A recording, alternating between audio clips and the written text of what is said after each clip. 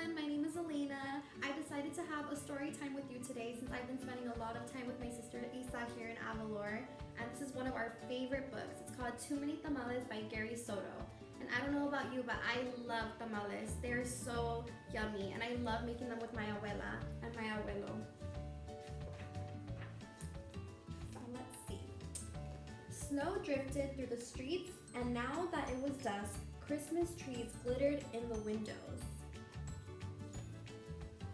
Christmas time is so much fun. I love when it's Christmas season.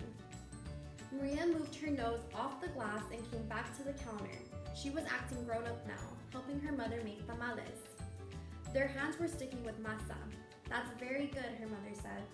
Maria happily kneaded the masa. She felt grown up wearing her mother's apron. Her mom had even let her wear lipstick and perfume. If only I could wear mom's ring, she thought to herself. See, there's Maria and her mom making tamales. Maria's mother had placed her diamond ring on the kitchen counter. Maria loved that ring. She loved how it sparkled like their Christmas tree lights. When her mother left the kitchen to answer the telephone, Maria couldn't help herself. She wiped her hands on the apron and looked back at the door. Uh-oh, she's looking at the ring. I'll wear the ring for just 1 minute, she said to herself. The ring sparkled on her thumb and she loved the way it looked. See, she's wearing her mother's wedding ring. Maria returned to kneading the masa, her hands pumping up and down. On her thumb, the ring disappeared, then reappeared in the sticky glob of dough. Her mother returned and took the bow from her. Go get your father for this part, she said. Then the three of them began to spread masa onto corn husks. Maria's father helped by plopping a spoonful of meat in the center and folding the husk. He then placed them in a large pot on the stove. They made 24 tamales. As the windows grew white with delicious smelling curls of steam, you could smell the tamales from the kitchen. A few hours later, the family came over with armfuls of bright presents. Her grandparents, her uncle and aunt, and her cousins Dolores, Teresa, and Danny. Maria kissed everyone hello, then she grabbed Dolores by the arm and took her upstairs to play with the other cousins, tagging along after them. You see all their primos and primas going to play together? They're probably gonna have cousin time, just like I have sister time with Isa. They cut out pictures from the newspaper, pictures of toys they were hoping were wrapped and sitting underneath the Christmas tree. As Maria was snipping out a picture of a pearl necklace, a shock spread through her body. The ring, she screamed. Everyone stared at her. What ring? Dolores asked. Without answering, Maria ran to the kitchen.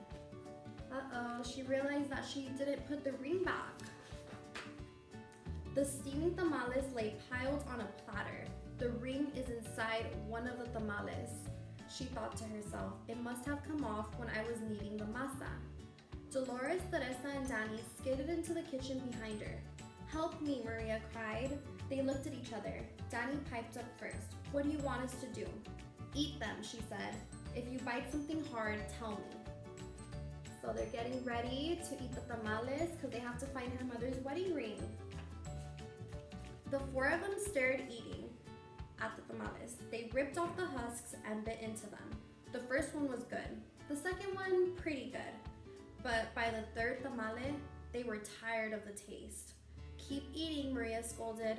Corn husks littered the floor. Their stomachs were stretched till they hurt, but the cousins kept eating until only one tamale remained on the plate. So all of the tamales were gone because Maria and her three cousins ate all 24 of them to find the wedding ring. This must be it, she said. The ring must be in that one. We'll each take a bite. You first, Danny. Danny was the youngest, so he didn't argue. He took a bite.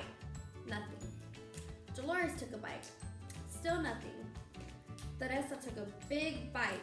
Still nothing. It was Maria's turn now. She took a deep breath and slowly, gently bit into the last mouthful of tamale.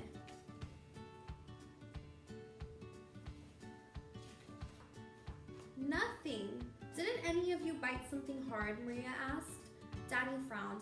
I think I swallowed something hard, he said. Swallowed it, Maria cried, her eyes big with worry. She looked inside his mouth. Teresa said, I didn't bite into anything hard, but I think I'm sick.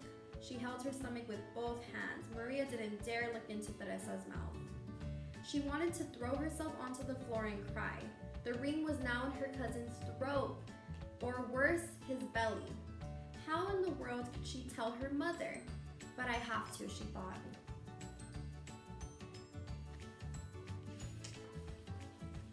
She could feel tears pressing to get out as she walked into the living room where the grown-ups sat talking. They chattered so loudly that Maria didn't know how to interrupt them. Finally, she tugged on her mother's sleeve.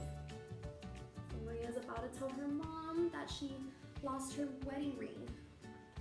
What's the matter? Her mother asked. She took Maria's hand. I did something wrong, Maria sobbed. What? Her mother asked.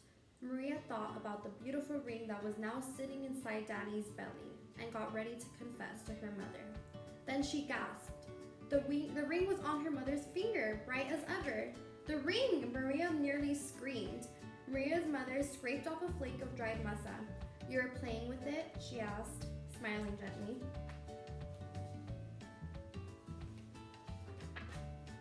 I wanted to wear it, Maria said, looking down at the rug. Then she told them all about how they'd eaten the tamales. Her mother moved the ring a little on her finger. It winkled a silvery light. Maria looked up and Aunt Rosa winked at her too. Well, it looks like we all have to cook up another batch of tamales, Rosa said cheerfully. So they're gonna make more tamales now since her and her cousins ate all of them. Maria held her full stomach as everyone filed into the kitchen, joking and laughing. At first, she still felt like crying as she needed a great bowl of masa next to Aunt Rosa.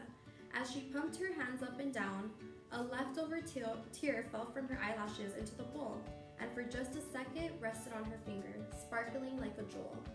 Then Rosa nudged her with her elbow and said, Hey Niña, it's not so bad. Everyone knows that the second batch of tamales always tastes better than the first, right? When Dolores, Teresa, and Danny heard that from the other side of the room, they let off a groan the size of 24 tamales. They don't want to eat any more tamales. I wouldn't want to either. Then Maria couldn't help herself. She laughed, and pretty soon everyone else was laughing, including her mother. And when Maria put her hands back into the bowl of masa, the leftover tear was gone. There's Maria making the last batch of tamales. The end. Hope you guys enjoyed this story as much as I do. Me and Isa love this story. We have story times all the time. Thank you again for joining in on this story time with me, and I hope we have more story times in the future. Leave a comment down below of what you thought of the book, and I hope you're having fun and being safe at home with your family. Maybe you guys can make some tamales too. It's my favorite meal. It's really yummy. If any of you guys would like to do a video chat with me, remember we have that option available. I'm here in Avalor with my sister, so anytime you guys want to call, feel free to leave a comment down below or DM us, and our DMs are always open. Goodbye everyone, adios!